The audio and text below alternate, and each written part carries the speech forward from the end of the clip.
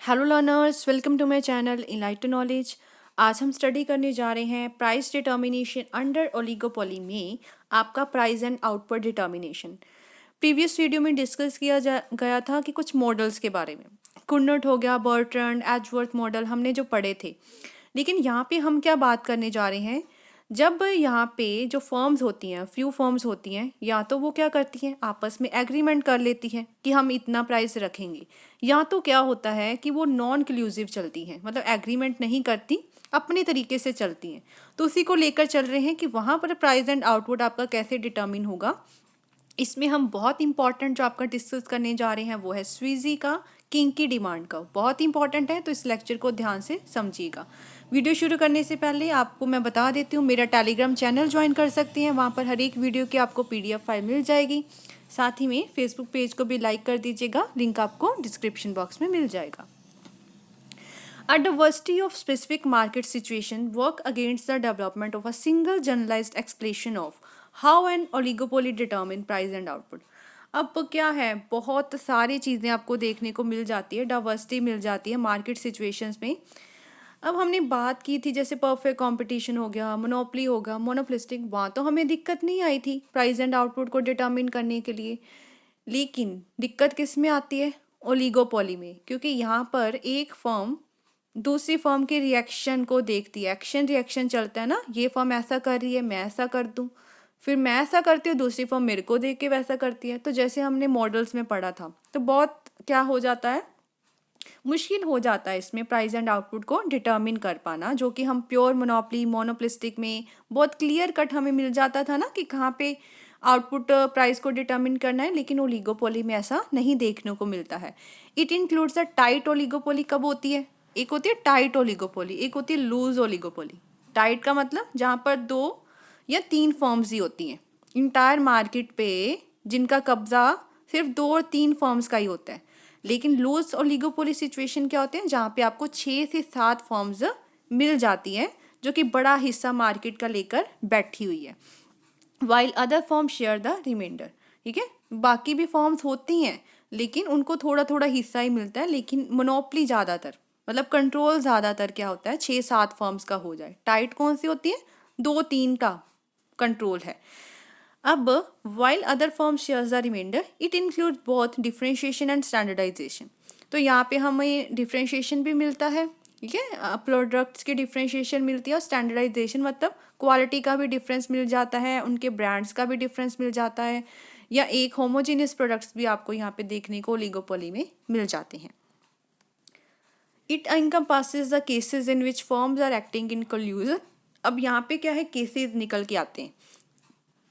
पहला केस तो कि फर्म्स एक कल्यूजन बना लेती है, एक एग्रीमेंट बना लेती है कि हम ऐसे प्राइस को फिक्स करेंगे, और अपने तरीके से काम करती है। In short, the existence of many types of oligopoly prevents the development of a general theory of price and output.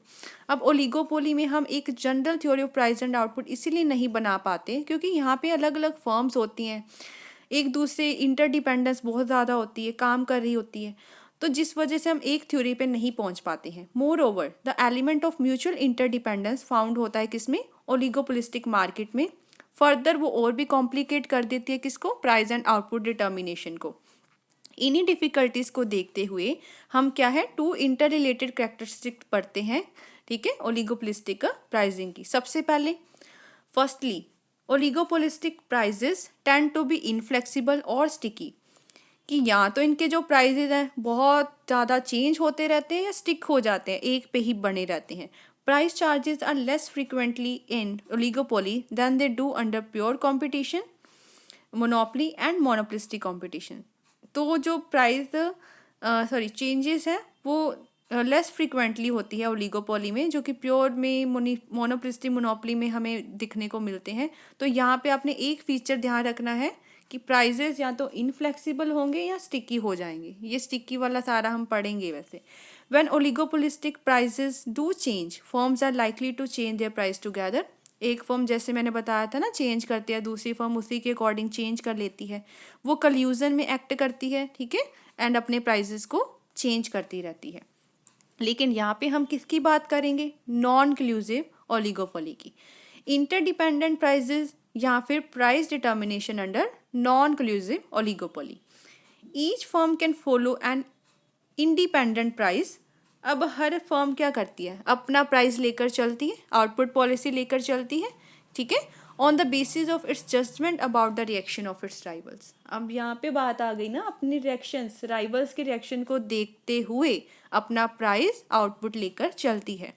If the firms are producing homogeneous products, homogeneous मतलब सेम, अगर तो फर्म क्या कर रही है, सेम प्रोडक्ट्स बना रही है, it may lead to price war. अब प्राइस वॉर क्यों होगा, क्योंकि अगर मैं एक ही कॉमोडिटी सारी के सारी फर्म्स बना रही है, सपोज करो सारे के सारे फर्म्स पेन बना रही है, तो पेन में क्या होगा कि एक फर्म ने, अगर मान के चलो किसी ने कह दिया कि मैं 5 रुपए का पेन बेच रहा हूँ, वो अपना प्राइस 4 कर दे, तो यहाँ तो दिक्कत आ गई ना। ये होता है प्राइस वॉर, बड़ा चलता है इसमें। या एक ने प्राइस का 6 कर दिया, तो ये भी होता है। तो it may lead to price war. Each firm has to fix the price at a competitive level पे, उसको प्राइस पे रखना पड़ता है। क्यों, ऐसा क्यों है? Because if a firm fixes higher price, ये जो 6 रुपए वाला बेच रहा है, इसको तो सेल्स कम हो जाएगी ना, क्योंकि एक मुझे 5 रुपए का बेच रहा है। तो दैट मीन्स अगर हायर प्राइस रखा जाता है तो सेल्स क्या हो जाएगी, कम हो जाएगी। लो प्राइस रखा जाता है, lower price than other firms too will lower the prices of that product. अगर मैं यही 5 वाला पेन 4 में बेच दूँ, मुझे नुकसान ना होगा, प्रॉफिट में कमी आ जाएगी, तो दैट मीन्स ये नुकसान भी करेगा। On the other hand, in case of differentiated oligopoly, ये तो था होमोजीनियस में। डिफ्रेंशिएटेड प्रोडक्ट्स में क्या होता है, due to product differentiation each firm की कुछ ना कुछ मोनोपली होती है। मैं कोई ब्रांड बेच रहा हूँ, वो कोई ब्रांड बेच रहा है, तो मेरी क्वालिटी ज़्यादा अच्छी हो सकती है, उसकी थोड़ी कम हो सकती है, जिस वजह से प्राइस में चेंजेस देखने को मिल जाते हैं। प्राइस वॉर कहाँ पे होता है, होमोजीनियस में, क्योंकि होमोजीनियस में एक राइवल फिल्म बिल्कुल अपनी आंखें गड़ा के बैठी हुई है मेरे पे कि मैं प्राइस तो नहीं चेंज कर रही, प्राइस बढ़ा तो नहीं दिया या कम तो नहीं कर दिया, तो वो प्राइस वॉर की सिचुएशन है। लेकिन डिफरेंशिएटेड प्रोडक्ट्स में थोड़ा कम ही देखने को मिलता है, क्योंकि मैं कोई ब्रांड बना रहा हूँ, वो कोई ब्रांड बना रहा है, ठीक है। सो एक मोनोपली प्राइस पे हम नियर अबाउट पहुंच जाते हैं। दस द एक्चुअल प्राइस में फॉल बिटवीन 2 लिमिट्स। एक तो अपर लिमिट होती है मोनोपली प्राइस की, एक होती है lower limit of the competitive price. तो ये 2 लिमिट्स होती हैं इनकी। अपर प्राइस कितना रखा जाएगा, मोनोपली प्राइस, अब इतना थोड़ी कि मैं इतना ज़्यादा प्राइस रख दूँ, ठीक है। एक अपर लिमिट होती है मोनोपली प्राइस की, और एक लोअर लिमिट भी होती है कॉम्पिटिटिव प्राइस की, क्योंकि और हमसे कम्पीट ज़्यादातर ना कर पाए। एक हमने देखा होगा ना, बैरियर्स टू एंट्री होते हैं। कई बार ये सिचुएशन क्या कहती है कि हम इतना प्राइस कम रख लेते हैं ना मार्केट में, दूसरी फर्म्स आना ही नहीं पसंद करती, अरे इतना कम प्राइस रखा है, हम अपना प्रॉफिट कैसे कमाएंगे। तो ये 2 सिचुएशंस भी इसमें देखने को मिलती है, एक upper limit of monopoly price, एक lower limit of a competitive price. It is not theoretically possible to determine the exact price within these limit, however, यहाँ पे कुछ पॉसिबिलिटीज़ हैं। There may be complete price instability in the market as the result of price war. Price war चल रहा होता है, मतलब instability होती है प्राइस की। द प्राइस में settle down eight intermediate level, price एक सेटल डाउन हो जाता है बीच वाले लेवल पे, जब मार्केट प्राइस काम कर रहा होता है। The firm may accept the prevailing price and adjust itself to the prevailing price. Firm को एक्सेप्ट करना पड़ता है जो प्रिवेल कर रहा होता है प्राइस को, और अपने आप को उसी से एडजस्ट करना पड़ता है। So long as the firm earn adequate profit, अब कोई प्राइस चल रहा है उस पर जब तक उसको प्रॉफिट मिलते रहेंगे, it may not try to change it, तो वो प्राइस को बढ़ाना या कम करना नहीं चाहेगी। Any effort to effect change in it में मतलब क्रिएट करेगी अनसर्टेनिटीज मार्केट में, ठीक है। It will stick to that price, अब वो उस प्राइस पे क्या हो जाएगा, स्टिक हो जाएगा कि मुझे यहाँ पे प्रॉफिट मिल रहा है तो मैं इसी प्राइस पे बैठा रहूँगा, to avoid the uncertainties. Thus the price tend to be rigid when oligopolist take a independent action. तो प्राइस क्या हो जाता है, वहीं पे स्टिक हो जाता है, रिजिड हो जाता है, जब ओलिगोपोलिस्ट देखता है कि मुझे यहाँ पे प्रॉफिट मिल रहे हैं, या फिर वो अपने खुद से ही क्या लेता है, एक्शन लेता है। अब हम बात कर लेते हैं जो रियल सिचुएशन है, दैट इज प्राइस रिजिडिटी, स्वीजी का किंग की डिमांड का। A well-known theory formulated to explain the rigidity of prices in oligopolistic market was advanced by Paul Sweezy in 1939। तो Paul Sweezy ने आपका ये कंसेप्ट दिया था 1939 के, 39 में, इसमें क्या ऑप्शंस लिए गए थे? If one firm reduce it price, अगर एक फर्म अपने प्राइस को क्या करती है, कम करती है, other firm will also reduce there prices, तो दूसरी फर्म्स भी एज अ रिएक्शन अपने प्राइस को क्या कर देगी, कम कर देगी। Second thing, if one firm increase the price, अब यहाँ पे दिक्कत देखो आएगी कैसे, प्राइस को बढ़ाया लेकिन दूसरी फर्म प्राइस को नहीं बढ़ाएगी, इट विल रिमेन कांस्टेंट, जितना प्राइस था वहीं। क्यों? क्योंकि अगर मैंने बच्चे प्राइस को बढ़ा दिया तो दूसरी फर्म क्या देखेगी कि इसने प्राइस को बढ़ाया, इसकी सेल्स तो कम हो जाएगी, मैं अपने प्राइस को उतना रखूँगा, मेरी सेल इसी प्राइस पे बढ़ती रहेगी। तो इसका ये मॉडल था, प्राइस को कम किया, दूसरी भी एज अ रिएक्शन प्राइस को कम कर लेगी, क्योंकि उसको दिख रहा है कि सारी सेल इसके पास चली जाएगी अगर मैंने कोई एक्शन ना लिया तो। लेकिन अगर एक फर्म ने प्राइस बढ़ाया, दूसरी अपने प्राइस का इंक्रीज नहीं करेगी, नहीं बढ़ाएगी। There is an established prevailing price, एक प्रिवेलिंग प्राइस रखा होगा जो मार्केट में चल रहा होगा। Marginal cost curve will pass through the dotted portion of marginal revenue curve, ये हम आगे कर्व की हेल्प से देख लेंगे कि कहाँ से आपकी मार्जिनल कॉस्ट कर्व निकलेगी। अब पहले हम कर्व्स को समझ लेते हैं, क्योंकि सारी की सारी एक्सप्लेनेशन आगे लिखी हुई है जो मैं आपको बता दूंगी। यहाँ पे दो कर्व्स बनने जा रही हैं, बिल्कुल ध्यान से समझिएगा क्योंकि इसमें सारा कुछ कर्व से ही रिलेटेड है, जो भी सारा कंसेप्ट आप लोग अब पढ़ोगे। अब मैं एक्स एक्सिस पे बात करती हूँ आउटपुट, और वाई एक्सिस पे हमने लिया है प्राइस को। रेवेन्यू और कॉस्ट ले लेते हैं, रेवेन्यू, कॉस्ट एंड प्राइस, क्योंकि इसमें रेवेन्यू कर्व्स, कॉस्ट कर्व, ये सारा कुछ बनना होगा, तो इसलिए हमें वो लेना पड़ेगा। अब मैं यहाँ पे बात कर लेती हूँ कि कर्व्स आपको बनानी कैसे है। तो यहाँ पे आपके डिमांड कर्व दो बनेंगी, क्योंकि इसमें हमने एक फर्म का देखना है कि एक्शन रिएक्शन कैसे हो रहा है। पहले हम बना लेते हैं छोटी वाली डी डी डैश, ये थोड़ी सी इलास्टिक बनेगी। ये बना आपका D and this is D dash. D D dash आपकी बनी डिमांड कर्व जो कि फर्म ए फेस कर रही है, ठीक है। ये कब बनेगी? If other firms do not change their price, अगर दूसरी फर्म अपना प्राइस चेंज नहीं करेगी, और ज़्यादातर क्या है, इलास्टिक बनेगी। इलास्टिक का मतलब क्या है? अगर प्राइस में कमी आती है तो मैं मान के चलती हूँ मेरी डिमांड उस प्रोडक्ट के लिए बढ़ जाएगी, ठीक है। और अगर प्राइस में क्या होता है, मतलब हाई हो जाता है तो डिमांड उससे कम हो जाएगी, मैं ये मानकर चल रही हूँ, इसलिए मेरी ये इलास्टिक डिमांड कर्व बनी है। अब एक और बनेगी, that is D D dash, ये कम इलास्टिक बनेगी। तो मैंने क्या ले लिया यहाँ पे, बड़े वाला, ठीक है, आपको शो करने के लिए। ये कट कहाँ पे कर रही है, वहाँ पे मैंने ले लिया सी पॉइंट जहाँ पे ये कट कर रही है। अब डी डी डैश क्या है? ये ऐसी डिमांड कर्व है जो फर्म ए फेस करेगी जब वो प्राइस को कम करवाएगी ना। जब मैं प्राइस को कम करवा रही हूँ तो मैं क्या देख रही हूँ, प्राइस कम करवाने से दूसरी वाली फर्म ने भी मेरे साथ में प्राइस को कम कर लिया, तो मुझे क्या फ़ायदा हुआ प्राइस कम करने का? कोई फ़ायदा नहीं ना हुआ। तो इसीलिए मेरी डिमांड क्या बन गई, इनइलास्टिक बन गई, रिलेटिवली इनइलास्टिक बन गई। अब मैं यहाँ पे आपको बताने की कोशिश करती हूँ बच्ची, ये देखो, पहले मेरी डिमांड क्या थी, इलास्टिक थी, ये मेरा प्राइस आया है पी, ठीक है, और इतने मैं आउटपुट को क्या करवा रही हूँ, सोल्ड करवा रही हूँ क्यू। अब देखो, अब मैंने प्राइस को कम कर दिया, इतना ले आई। अगर मैं पहली वाली कर्व की ही बात करूँ, ये जो छोटा डी डी डैश था, प्राइस कम किया, मेरी डिमांड बढ़ गई, ऐसा होना चाहिए था ना। लेकिन रियलिटी में ऐसा नहीं हुआ। क्यों? क्योंकि मेरे साथ जो दूसरी फर्म भी compete कर रही थी ना, उसने भी अपनी प्राइस कम कर दिया। इसका मतलब अगर मैं बच्चे प्राइस कम कर भी देती हूँ तो ये वाली कर्व अब मेरी बनेगी, ये वाली बड़ी वाली डी डी डैश वाली। मेरे आउटपुट पे ज़्यादा कोई असर नहीं पड़ा है, ठीक है, क्योंकि दूसरी फर्म एज अ रिएक्शन उसने भी अपने क्या है, प्राइस को कम कर दिया, जिस वजह से मेरी डिमांड का फिर से क्या बन गई, इनइलास्टिक बन गई। इसी वजह से हमने यहाँ पे दो डिमांड कर्व्स बनाई है। क्लियर है ये वाली सिचुएशन? तो ठीक है। तो अगर यहाँ पे एक और सिचुएशन भी आती है, अब जैसे पॉइंट सी है, वो रिप्रेजेंट करवा रहा है प्रिवेलिंग प्राइस। हमने एजम्पशन लिया था ना, एक प्रिवेलिंग प्राइस एग्जिस्ट करवा रहा होगा मार्केट में, एक क्वांटिटी भी होगी, ठीक है।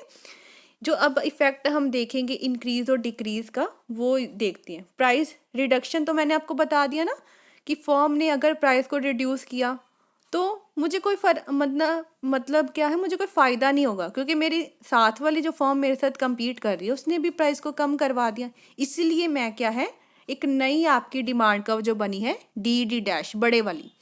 अब प्राइस इंक्रीज की बात कर लेते हैं। अगर फर्म ए क्या करती है, प्राइस को बढ़ा देती है, तो इसके कॉम्पिटिटर्स तो प्राइस को बढ़ाने नहीं वाले हैं। ठीक है, सपोज करो, ये देखो, अब सपोज करो मैंने प्राइस बढ़ा दिया। पहली मेरी डिमांड कब क्या थी, यही थी ना, प्राइस बढ़ा दिया, तो इसका मतलब क्या है, डिमांड काफ़ी ज़्यादा कम हो गई। लेकिन ऐसा होगा, ऐसा ही होगा ना।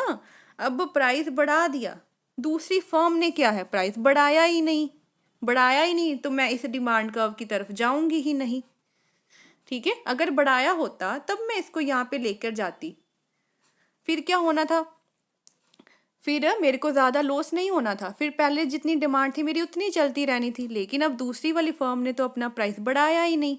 जब बढ़ाया ही नहीं तो मेरी क्वांटिटी में क्या हुआ, कमी आ गई, लॉस हुआ। तो इसका मतलब मैं तो कंफ्यूज हो गई कि अब तो पहले मैं इस वाली लाइन पे चल रही थी, क्योंकि मैंने जब प्राइस को कम किया तो मेरी राइवल फर्म ने प्राइस कम कर दिया, मैं वहीं की वहीं रह गई, ये मुझे ज़्यादा कोई फ़र्क नहीं पड़ा।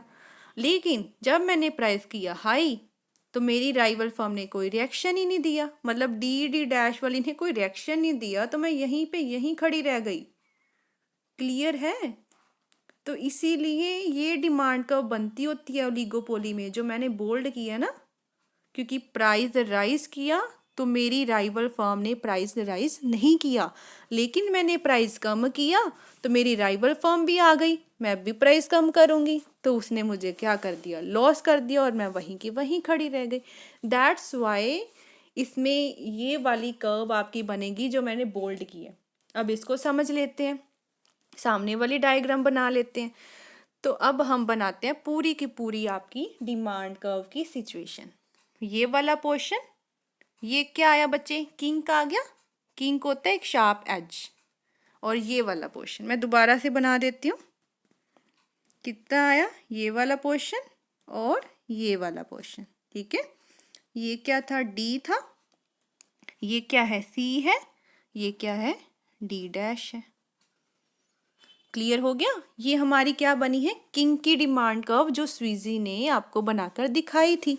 अब मैंने रीज़न भी बता दिया कि ऐसा क्यों बनाया गया है। अब ऊपर वाली क्या है, ज़्यादा इलास्टिक है, लचक है। नीचे वाली क्या है, खड़ी हुई स्टीप पर है, इन इलास्टिक है। इलास्टिसिटी में ये सारा कुछ पढ़ा होगा ना आपने। So D dash would be your oligopolistic का डिमांड कर्व बनेगी। अब यहाँ पे किंग, अब मार्जिनल रेवेन्यू कर्व भी तो बनानी है। मार्जिनल रेवेन्यू कर्व कैसे बनेगी, इसकी वाली बनेगी इधर ऊपर की तरफ, ये रही। ठीक है, ये बन गई। और नीचे वाली की कैसे बनेगी, ये थोड़ी सी ऐसे बनेगी। ठीक है, ये नीचे वाली की है, क्योंकि एक इलास्टिक है कि इन इलास्टिक है। ये हो गया। अब ये जो गैप छोड़ा है ना बीच में, ये वाला गैप, अब इसको भी मैं बता दूँ, ये आप भी दे दीजिए पॉइंट्स, ए, ये बी है पॉइंट। ठीक है, ये ई ले लीजिए और इसको ले लीजिए एफ पॉइंट, ये वाला। ये आपकी मार्जिनल रेवेन्यू कर्व बन गई। क्या बनी है, ए बी ई एफ, और क्वांटिटी कितनी ली जा रही है, किंकी से पता करेंगे क्वांटिटी कितनी ली है, ये वाली ओ क्यू क्वांटिटी, और यहीं पे आपका क्या आ जाएगा, प्राइस। ये किंक जहाँ पे उसने छोड़ा है ना, क्योंकि यही हमने प्राइस लेना है, ये साथ वाली डायग्राम में देख लीजिए, यही प्राइस लेना है। लेकिन ये जो गैप है इसमें से निकलेगी आपकी मार्जिनल कॉस्ट कर्व्स, ये मेरी पहली और ये आ जाएगी आपकी दूसरी MC1। अब इसको समझ लेते हैं कि कैसे बनी है। अब पहले तो बात हो गई कि आपकी ABEF क्या बनेगी, मार्जिनल रेवेन्यू कर्व, जो कि किंग के डिमांड कर्व डी डैश से होकर जाएगी। इसके दो पार्ट्स हैं बच्चे, एक तो AB पार्ट है, ऊपर वाला पार्ट, जो क्या है, ज़्यादा इलास्टिक है। AB part of the marginal revenue curve, ठीक है, जो आपका DC कर्व से बना है। DC क्या है, ये आपकी कर्व क्या है, एवरेज रेवेन्यू कर्व ही नहीं है।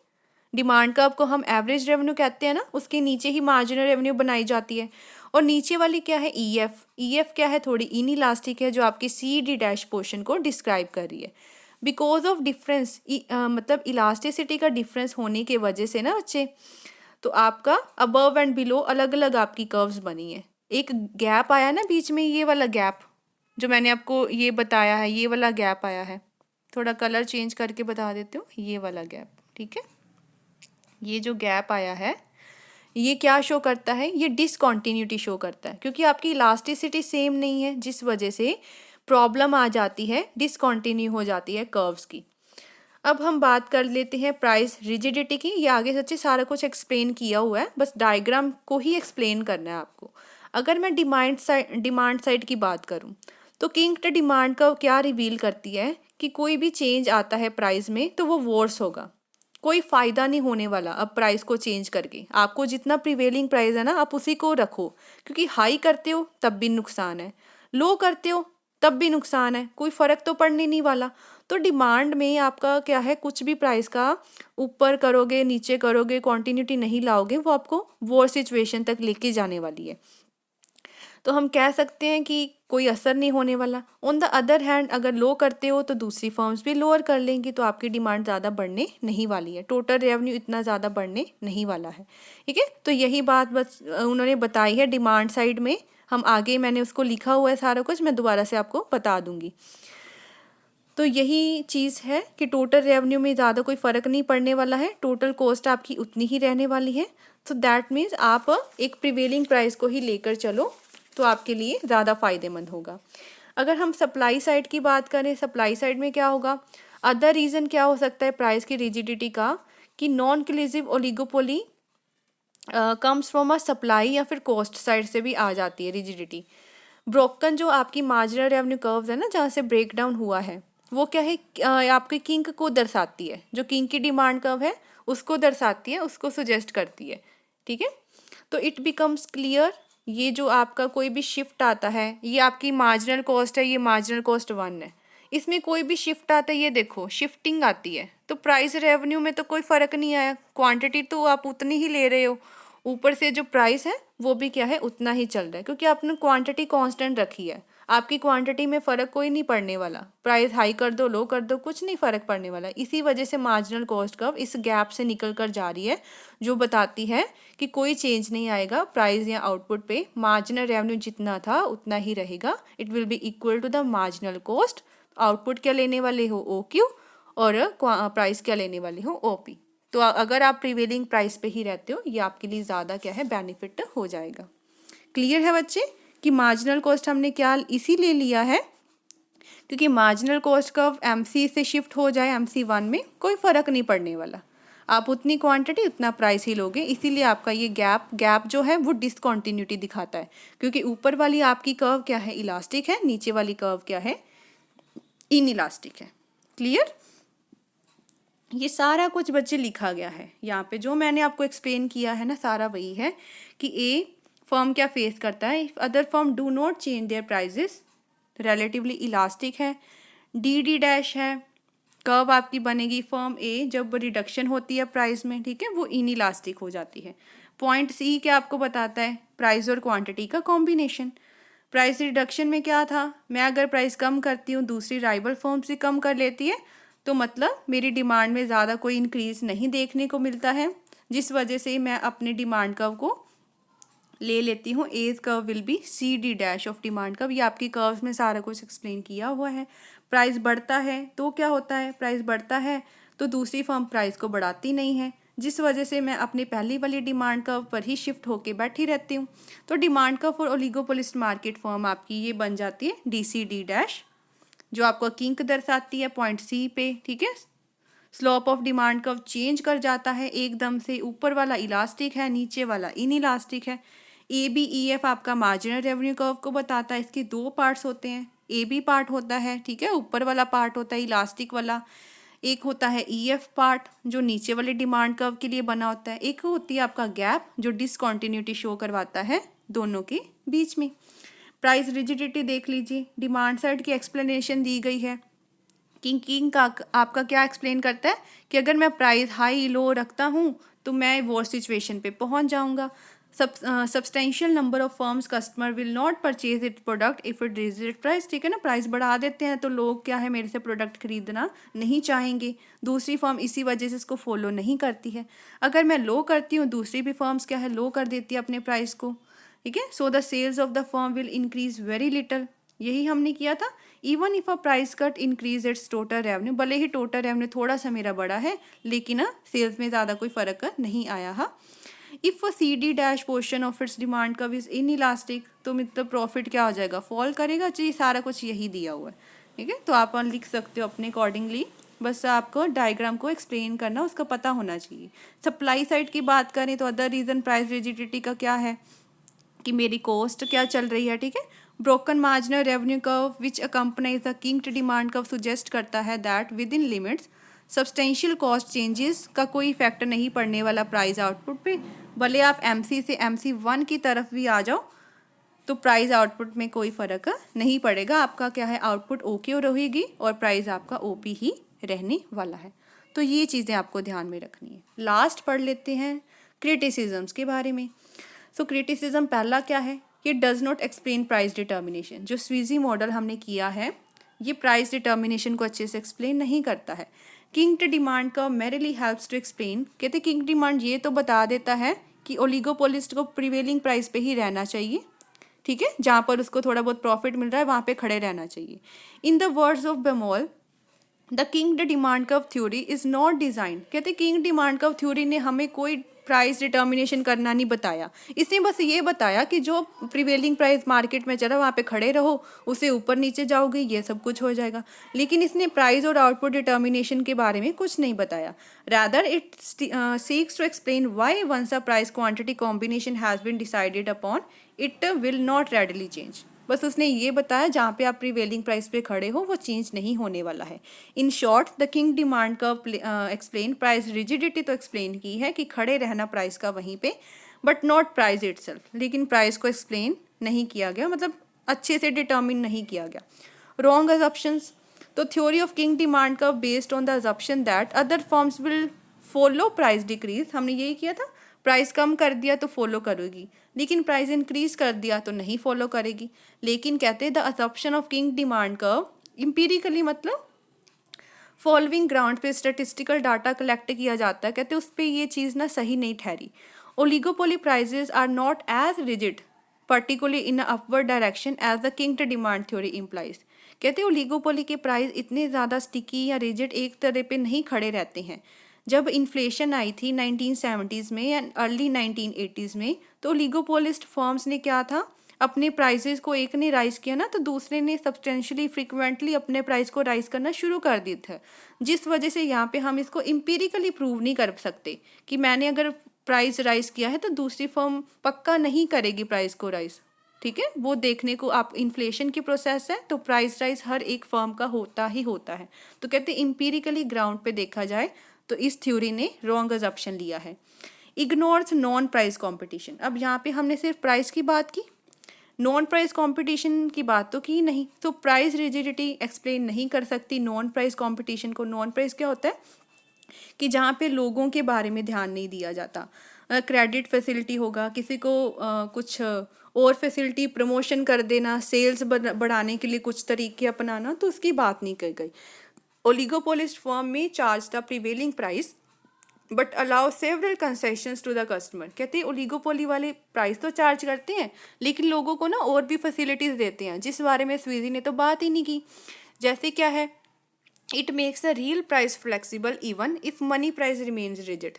अगर मैंने ना अपने चीज़ का प्राइस 10 रुपये था 10 ही रखा, ठीक है, साथ में मान के चलो मैंने इस 10 रुपये पे कुछ डिस्काउंट दे दिया, कुछ फ्री दे दिया, उसका तो इसने बताया ही नहीं, तो मेरी सेल्स इस तरीके से तो बढ़ सकती है ना। तो मतलब स्वीजी ने अपने मॉडल्स में क्रेडिट फैसिलिटी, कंसेशंस को, प्रमोशनल फैसिलिटीज़ को क्या कर दिया, इग्नोर कर दिया, और ये सिर्फ और सिर्फ प्राइस की बात करता है।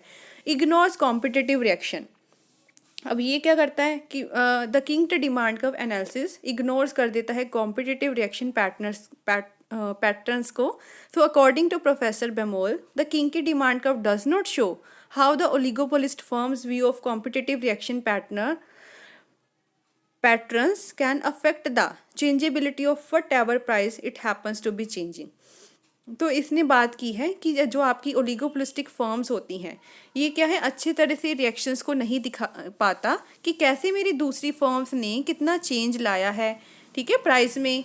मतलब हैपन्स टू बी चार्जिंग, कितना प्राइस वो आगे चार्ज करने वाली है। तो इसका मतलब क्या है, इसने उसके रिएक्शंस को ज़्यादातर इग्नोर ही किया है। तो किंग की डिमांड कब आपको अच्छे से नहीं दिखाती, जो मेरी साथ वाली रिएक्शन मतलब कॉम्पिटिटर है उसका क्या रिएक्शन की चीज़ें बनने वाली हैं, कैसे वो अपने प्राइस को इफ़ेक्ट कर पा रही है, कितना प्राइस उसका मेरे से इफ़ेक्ट हुआ है। तो इसका मतलब इसने इग्नोर किया है अपने कॉम्पिटिटिव के रिएक्शंस को। आगे देख लेते हैं। आपका ये टॉपिक अब क्लियर है अच्छे तरीके से। कोई कन्फ्यूज़न है आप मुझे पूछ सकते हैं, फेसबुक पे भी आप मुझे मैसेज कर सकते हैं कोई भी डाउट हो। आई होप वैसे आपको अच्छे से क्लियर हो गया होगा। Thank you so much. और आप मेरे चैनल को लाइक कीजिए, इस वीडियो को ज़्यादा से ज़्यादा शेयर कीजिए, कमेंट करके बताइएगा ये वीडियोस कैसी लगी आपको, and press the bell icon ताकि हर वीडियो की नोटिफिकेशन आपको टाइम टू टाइम मिलती रहे। Thank you.